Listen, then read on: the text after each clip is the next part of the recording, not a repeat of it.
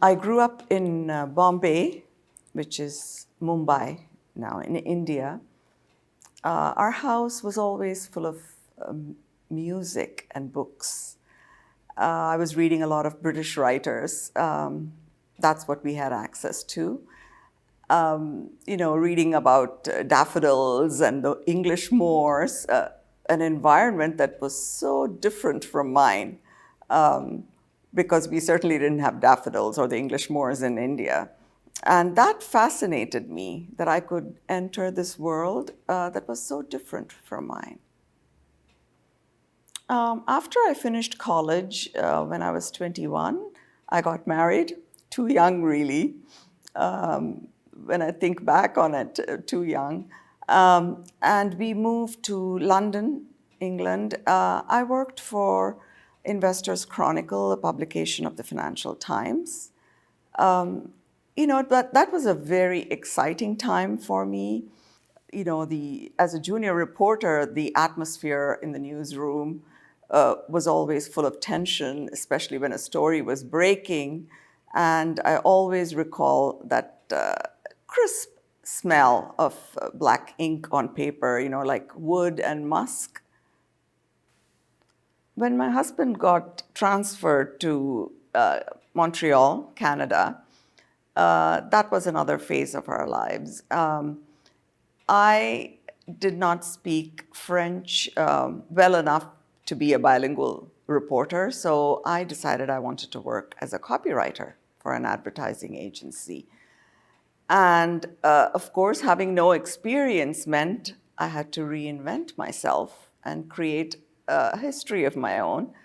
So I created a fictional portfolio by choosing 5 retail products. This is how I would get an entry into the world of advertising.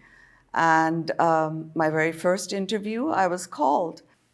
And I also discovered during this period how challenging it was to reinvent myself over and over. It's very, very draining mentally and emotionally. From Montreal, we moved to Toronto, and from Toronto to Baton Rouge, Louisiana. This was a pretty dramatic shift because we were moving from a very large cosmopolitan city to a much smaller place. I decided I wanted to spend a lot more time writing, and for this, I felt teaching was a good profession because it gave me all summer to write. In Baton Rouge, when they saw me and they interviewed me, there was no box on the form for me because I'm brown. Everything was very racially segregated.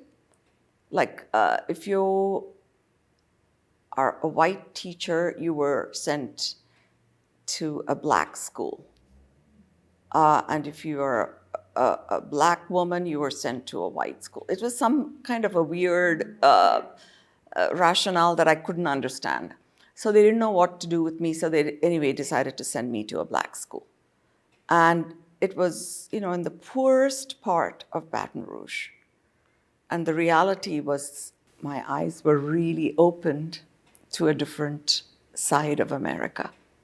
And I decided to take writing classes at Louisiana State University. At first, I was very embarrassed being the oldest one in the class, but I found that I had an innate wealth of material and felt very comfortable in the voices of many immigrants living in America.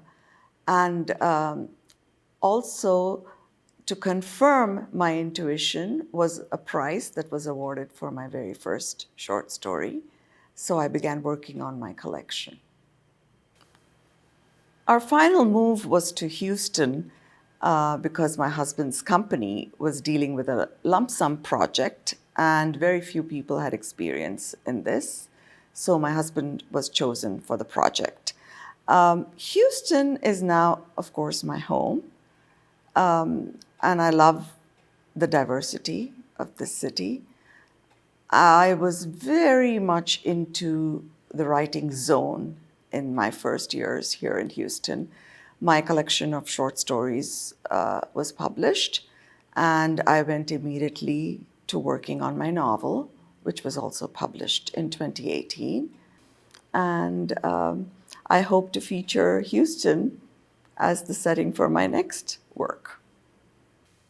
I hope to highlight in my writing the voices of immigrants. And so when I look around and I see a young man mowing the lawn or a young woman stacking products into a freezer at the local supermarket, or I visit my doctor or dentist, I realize we are all immigrants. I hope when people read my work, they realize that immigrants bring their wonderful stories, their rich inner life, and this is an incredible gift to America. I think this is something to celebrate.